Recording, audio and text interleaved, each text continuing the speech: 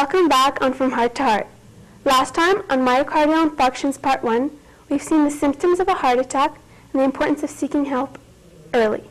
This time, we will be seeing the aspects of treatment and secondary preventions.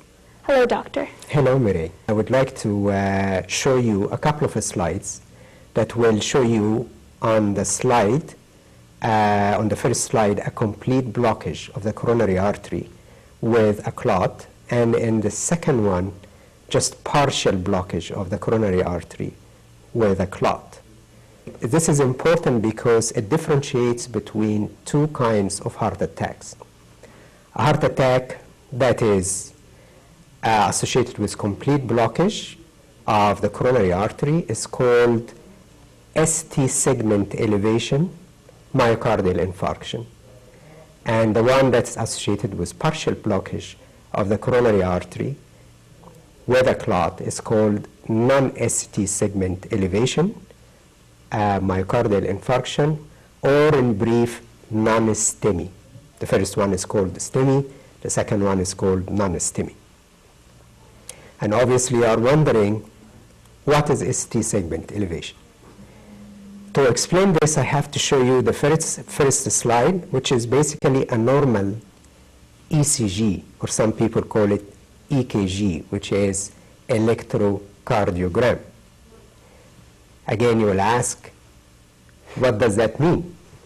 It's basically a tracing of the electrical activity of the heart during the heart cycle.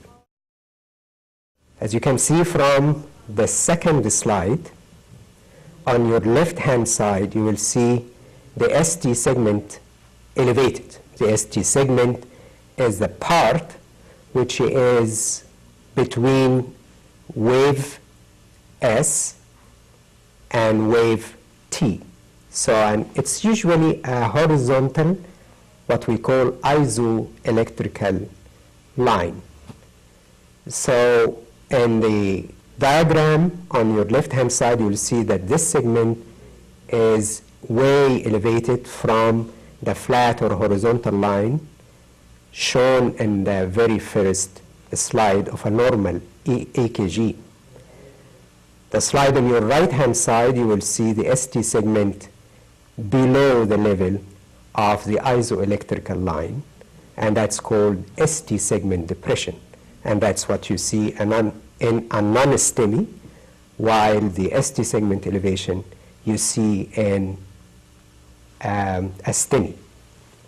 Now I will show you a third slide which will depict to you the difference between a STEMI and non-STEMI and the thickness of the heart affected by the heart attack.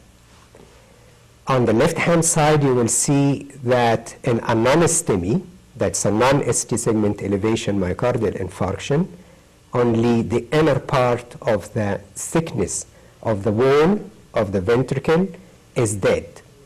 While in the ST segment elevation, that is a drawing on your right-hand side, is showing that the full thickness of the wall of the ventricle is dead. And that is the difference between the ST segment elevation and non-ST segment elevation myocardial infarction from the point of view of the thickness of the wall affected. How could you treat a STEMI, so a full blockage? Now we know that the reason is, or the reason of a heart attack is blockage by a thrombus. So in a heart attack that's produced by a complete blockage of the artery with a clot, that is a STEMI, we need to dissolve the clot as soon as we can. Or we can tackle the occlusion by dilatation and or insertion of a stent. We will be seeing a video of a balloon dilatation and insertion of a stent right now. Primary percutaneous coronary intervention for acute myocardial infarction with ST segment elevation. Under normal circumstances, the flow of oxygenated blood to the myocardium in the coronary arteries is unimpeded. As a result, the oxygen demands of the heart muscle perfused by the artery are met by an appropriate oxygen supply. In this drawing, the myocardium on the anterior wall of the left ventricle is perfused normally by the left coronary artery. The electrocardiogram reflecting that area of myocardium is normal. Over time, an atherosclerotic plaque develops in the coronary artery. For reasons that are not well understood, the layer of endothelial cells covering the plaque, the so-called fibrous cap, may rupture, thereby becoming a nidus for thrombus formation. Within minutes, an occlusive thrombus forms. Blood flow in the coronary artery ceases, and all the myocardium supplied by the artery becomes ischemic. This is reflected on the electrocardiogram as ST segment elevation. If the ischemia is unrelieved, all the ischemic myocardium will die within a few hours. The objective of balloon angioplasty and stent placement is to restore blood flow in the occluded coronary artery as quickly as possible, thereby preventing ischemic myocardium from dying. During balloon angioplasty, a thin metal guide wire is advanced into the occluded coronary artery and past the occlusive thrombus, after which a deflated balloon catheter is advanced over the wire, positioned at the site of the occlusion, and inflated for 1 to 3 minutes. Then, the balloon is deflated and retracted. Coronary arterial blood flow is restored, thereby relieving the ischemia. As a result, the ST segment elevation begins to resolve. Alternatively, blood flow in the occluded coronary artery may be restored by the placement of a metal stent. A thin metal guide wire is advanced into the occluded coronary artery and past the occlusive thrombus, after which a deflated balloon catheter with a metal stent affixed to it is advanced over the wire, positioned at the site of occlusion, and inflated for 1 to 3 minutes. Inflation of the balloon expands the stent. The balloon is then deflated and retracted. The now expanded metal stent remains in place. Coronary arterial blood flow is restored, thereby relieving the ischemia.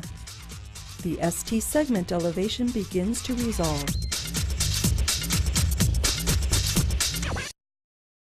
As you can see from this video, how we got rid of the obstruction or the occlusion by dilatation, and the later part of the video you saw the insertion of a stent to keep that artery open after dilatation. And as I said, it is so important to deal with the blockage as soon as possible. Dissolving the clot, for dissolving the clot we use a drug called thrombolytic. Thrombus or thrombo means clot, lytic means dissolving. And the time from calling for help until the time of administering this drug or medication that dissolves the clot has to be within 30 minutes. By the same token, the time from, again, calling for help and the dilatation of the artery or insertion of a stent should be about 90 minutes. These are the goals we strive to achieve to tackle the heart attack. Because the sooner we do that, the sooner we unblock the coronary artery, the less damage to the heart will occur. And it's the same thing with sin. The more bad memories and bad pictures that are stayed in our mind is only because we've spent more time in sin. In St. Basil's liturgy, in the prayer of reconciliations, it says, "Cleanse us from all blemish, all guile, all hypocrisy, all craftiness, and the remembrance of vice-breathing death." That's a great, I think, thing to remember, because the more we stay in sin, the more memories we will have in our mind, and this will fight against us when we try to repent. And obviously the best example of that is St. Moses the Black. St. Moses the Black, as you all know, spent many years in sin, and he committed so many sins. Probably no one else has done such sins. However, when he repented and when he went to the monastery and he had Saint Isasaurus as his spiritual guide and father of confession, he went one night to his father of confession, probably 10 times or so, to and fro, because every time he goes back to his cell, he gets attacked by these vivid memories of sin that wanted to get him back to sin. And obviously, the less time we spend in sin, the less memories we'll get, and it will be easier for us to get rid of sin. Okay, doctor, so suppose the damage is already done. How can we prevent another heart attack from coming along? That's called secondary prevention. So something happened, be it, then I just rise up again and change my lifestyle. I have to correct the risk factors. So the risk factors for heart attack are diabetes, high blood pressure, high cholesterol, and smoking. Then I have to get rid of the risk factors. And I have to change my lifestyle. I have to exercise, I have to lose weight, and I have to eat healthy. And to help with controlling the risk factors, we can use medications that control diabetes, control high blood pressure, to control, help us get off smoking, and to reduce the level of cholesterol. And we can use medications to make the blood thin, like aspirin or so. And we can use some other medications that can help the performance and function of the heart. On the spiritual side, we can control our senses, control what we read, control what we see on TV and stuff like that. Also, as usual, doing our normal routines like taking communion, going for confession, stuff like that will keep us back on track. I have to say that when you do your routines, it doesn't mean that you do it as a habit, but you do it on a regular basis, and this is very important. And I think you have to sit with yourself and with your father of confession and look for the predisposing factors for your falls. You know that going somewhere or going with some specific people or talking to some specific people can get you back into sin. So you have to avoid so all that. You have to avoid that. You have to know what really predisposes you to committing sin, what really drags you into sin. Sit with yourself, sit with your father of confession, and find out what really drags you into sin and try to avoid it. So it's a change of lifestyle, and it's not your dad or your mom who's going to pick that for you, it's you who picks it. Just like I think in surgery, the patient has to pick or to say it's okay for them to be in surgery, right? Yes, yes indeed. For our recap today, we have to remember a couple of things. First, the timing. So the sooner you get out of sin, the better.